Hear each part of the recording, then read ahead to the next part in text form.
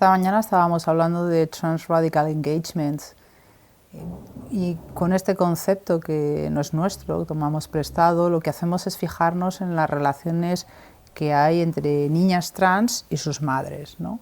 Y cómo estas relaciones habitualmente han existido en el contexto español, ¿no? Pero son relaciones en las que los medios de comunicación o bien han reflejado sus historias o ellas han intentado influenciar esos medios de comunicación para contar sus historias, ¿no? Como de superación, de enfrentarse a pues, barreras que se les ponen para poder acceder a la salud, a la educación, a la participación social. Y más allá de eso nos queríamos fijar cómo hay un fenómeno nuevo y es como hay unas relaciones entre niñas y madres que conocemos sí y solo sí gracias a las redes sociales como Instagram, como YouTube, ¿no? Donde encontramos esas relaciones que a veces son difíciles de entender desde un prisma mainstream, porque parecería como que las madres influencian a las hijas y que de alguna manera es un producto adulto, ¿no? Esta sería una lectura muy fácil, pero quizás una lectura un poco más pormenorizada lo que nos hace ver es que esa relación madre-hija es un poco más compleja, porque el fenómeno de la realidad trans lo que hace es deslocalizar la jerarquía de una madre que lo sabe todo y le enseña ciertas cosas a las hijas, ¿no? Para una realidad en la que nadie está preparado para enfrentarse a una realidad trans, y madres e hijas hacen algo que es bonito, como que es aprender por el camino al mismo tiempo, ¿no? En ese sentido, el proceso lo que tiene de diferente es que sucede en redes sociales, y por eso estudiamos pues algunas instagramers como son Chloe Aicart y Carolina Marza, que bueno, pues tienen este uso de redes, ¿no? Cuentan sus historias, hablan de viajes, hablan de moda, la niña además es modelo, ¿no? O sea, como que tienen una relación compleja, no tan fácil, ¿no? Donde aparecen algunos de estos elementos de mostrarse al público, de publicitarse, pero al mismo tiempo también de hacer un tipo de activismo por fuera, digamos, de las organizaciones o de los movimientos trans o trans de familias más habituales, ¿no? Entonces generan un proceso un tanto distinto, por eso hablamos de Trans Radical Media Engagement, ¿no? Porque de alguna manera necesitamos otra herramienta conceptual para entender qué es lo que estábamos viendo, que era distinto de esas madres e hijas que generan un nuevo activismo, que es el de las familias que apoyan a sus hijos trans, pero que sucede en paralelo a lo que sucede en redes sociales o en la prensa, frente a esto que lo que sucede es netamente en redes, ¿no? Es un fenómeno, yo creo, nuevo, ¿no? Bueno, lo que encontramos en estas relaciones madre-hija es un protagonismo de la infancia.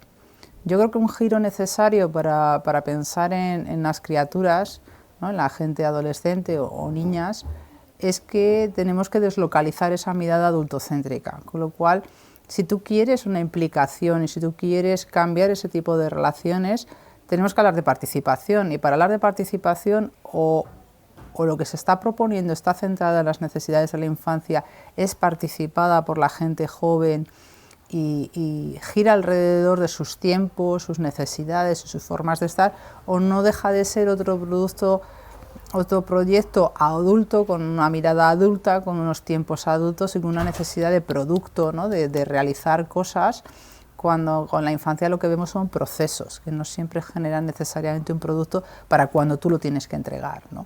Entonces, en ese sentido, creo que tenemos como que cambiar el foco de nuestras investigaciones, no tanto en lo que queremos las personas adultas obtener, sino un proceso participado que requiere de unos tiempos más largos, que requiere de unos procesos quizás un poco más desordenados, pero que finalmente tienen un impacto, porque los proyectos se acaban y las criaturas siguen en sus vidas. Entonces, si queremos hacer algo que sea significativo, tiene que ver con hacer algo que no se acabe cuando tú te vas.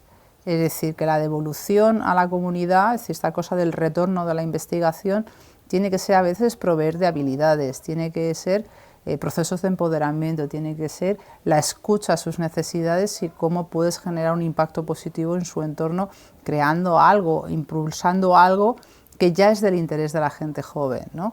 Te voy a poner un ejemplo muy tonto.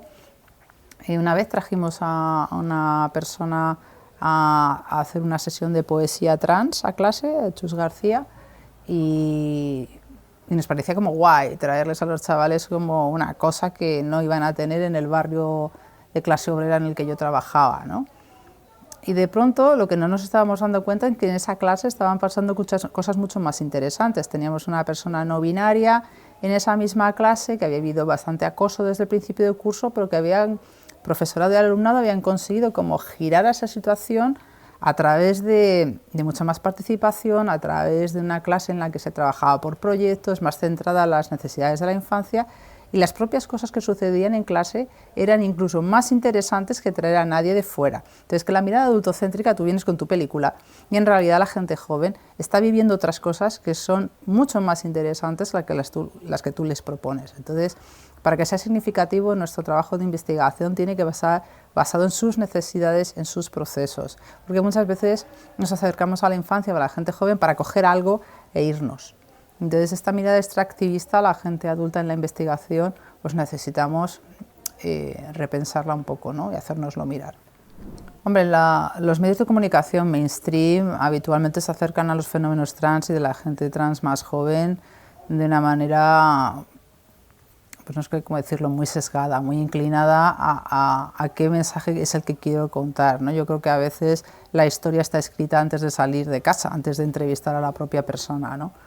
Entonces, para que mejorasen en las historias, yo me pregunto cuáles son los procesos de formación o cuál es la manera en la cual la gente que hace periodismo y construye historias, genera noticias, percibe lo trans. Y si está percibiendo lo trans como un proceso de alterización o un proceso de fetichización o bueno, con una mirada muy conservadora, quizás lo que hace falta es que la gente que entrevista, la gente que construye historias, esté escuchando genuinamente lo que la gente le cuenta.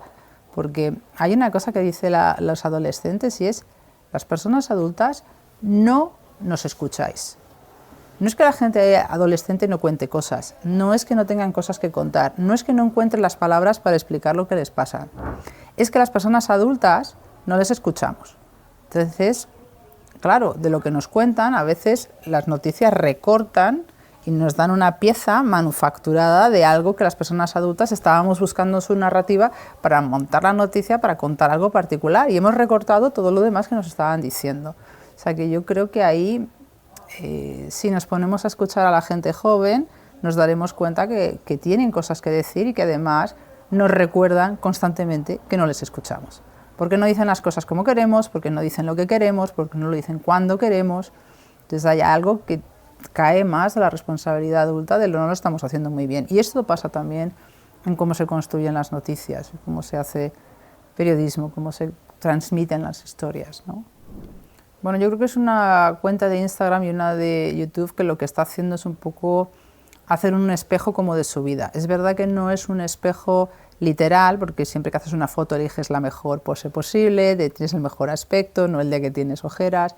O sea que como hay una selección de información, pero que te hace un poco poner en lo cotidiano y en el plano de lo lúdico cuáles son las necesidades o en qué podría consistir una forma de activismo madre-hija trans que te da una cara, digamos, a veces amable, combativa, pero amable, de cuáles son esos problemas. Bueno, todo lo amable que es también contar que has vivido acoso, que con 4 años has sentido depresión y ganas de morirte, pero con una manera de ser presentada esa historia que no genera rechazo, ¿no? Sino que genera una necesidad como también de empatía, ¿no? También porque representa una parte más amable de la sociedad, ¿no? Una niña guapa, delgada, blanca, de ojos azules, que tiene apoyo de su madre y de su padre. Y eso es una historia de éxito, digamos, de entrada, ¿no? Con la que es fácil sentir que algo te mueve.